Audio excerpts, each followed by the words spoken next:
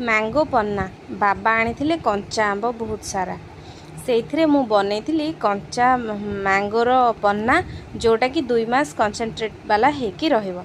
प्रथमे आंब को छोट छोट करी काटी नेली चोपा छड़ेकी आवश्यक मुताबक चीनी आउ पानी देकी ताको 2टा सीटी देदेली। सीटी देदेला परे से पूरा नरम हो गला।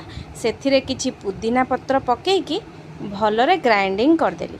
भलरे पूरा बढ़िया से ग्राइंडिंग हो गला परे ता कलरटा एमती किछि आसीगला। तापर तापाई मसला रेडी कली। समान परिमाण रे जीरा आउ पान मधुरी को टिके ड्राई रोस्ट करदेली। तापर किछि गोलमरीच लुण कला लुण आउ सुंठी पाउडर जोटा कि सुखिला अदा पाउडर मु घरे सब रखी थाए बनेकी सेटा को भलरे फाइन पेस्ट बनेदेली। फाइन पाउडर हो गला परे एबे बटा हेतिबा आंब संगरे पाउडर मिसेदेली। मसला पाउडर जोटा बनई टिके पानी देकी ताकू आउ थरे भलरे ग्राइंडिंग करिकी गोटे बॉटल ले भरिकी रखीदेली। कंसंट्रेट मैंगो पन्नार 2 चामच देदेली बरफ पानी सहित मिसेकी पूरा रेडी हो गला। गरम दिन रे ठंडा ठंडा आंब पणा पी की देख।